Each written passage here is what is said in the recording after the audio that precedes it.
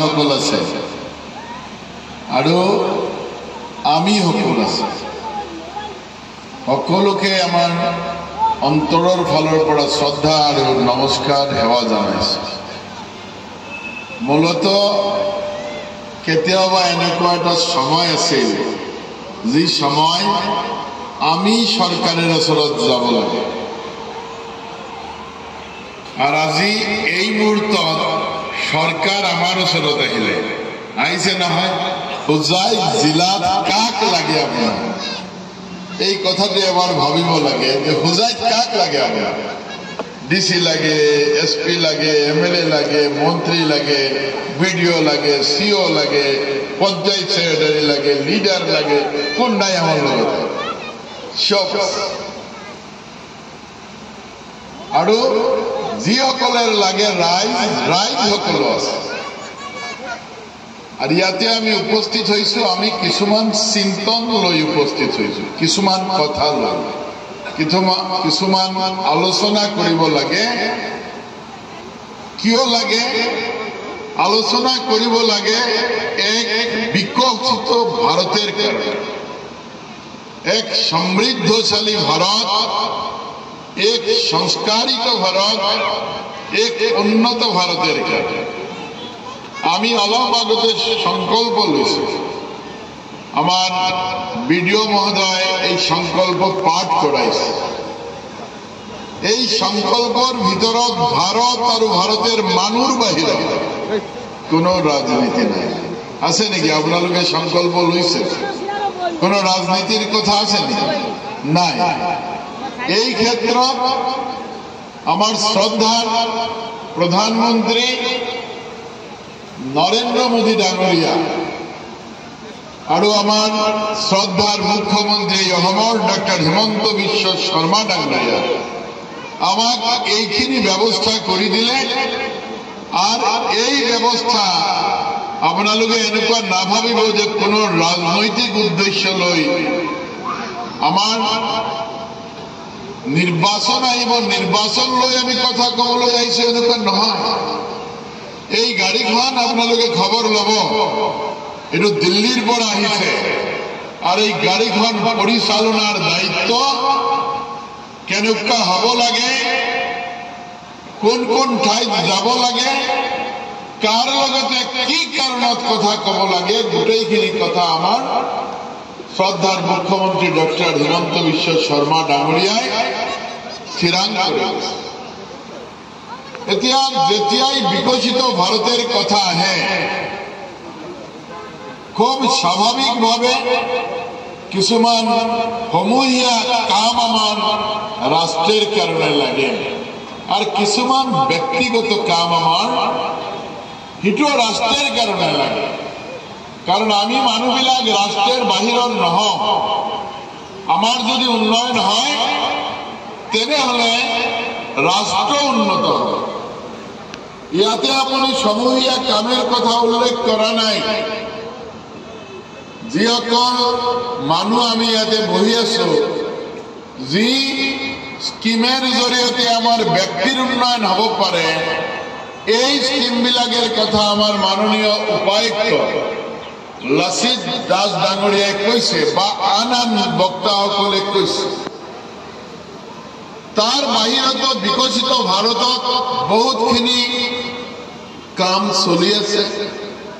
আপোনালোকে চকুৰ সন্মুখত চলি আছে আপোনালোক ইয়াৰ পৰা এই যে গাড়ী গৈ আছে যদি আপোনালোকে ইয়াৰ পৰা গুৱাহাটী যায় আপোনালোকে দেখিব বহুত ধুনীয়া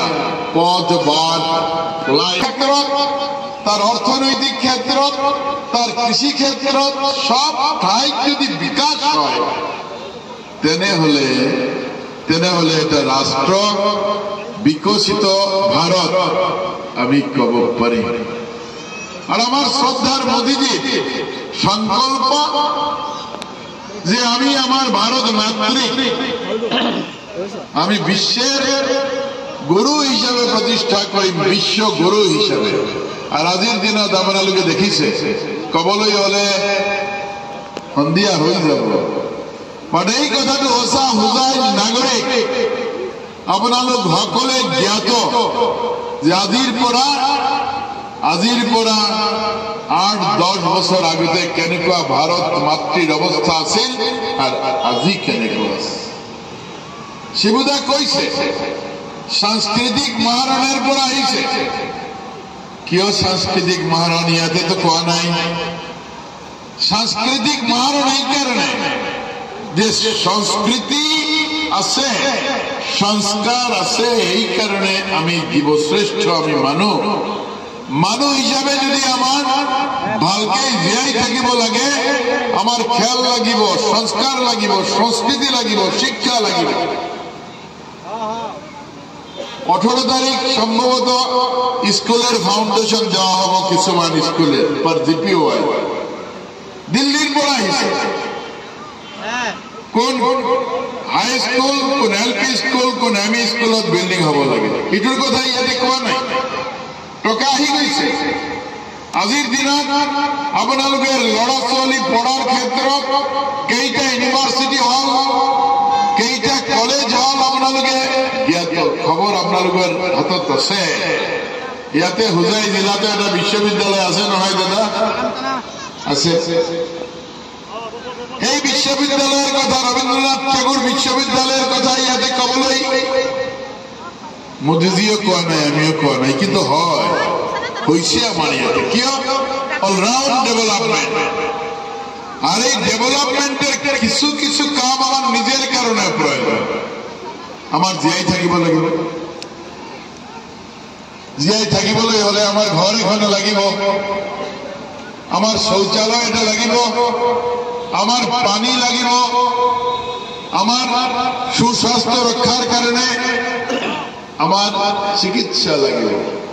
আমার সন্তানের শিক্ষার কারণে অঙ্গনবাড়ি লাগিব। এনেকুৱা কিছুমান কথা আমাৰ আয়ুক্ত মহোদয়ে কলে। বন্ধুসকল মনত ৰাখিব, যেতিয়া প্ৰথম প্ৰধানমন্ত্ৰী হোৱাৰ পাছতে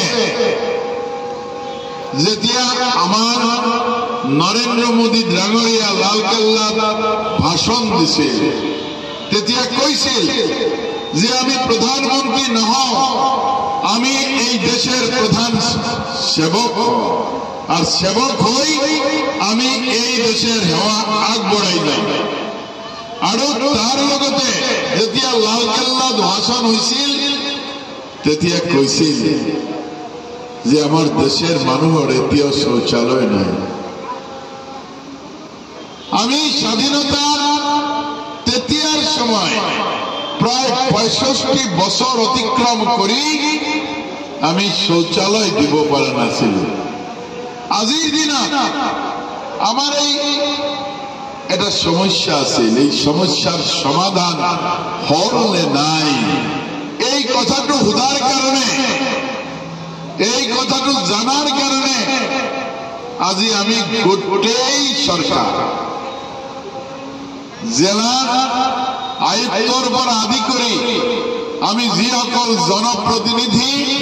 যিসকল সৰকাৰেৰ দায়িত্বত আমি সকলে মিলি কাম কৰো,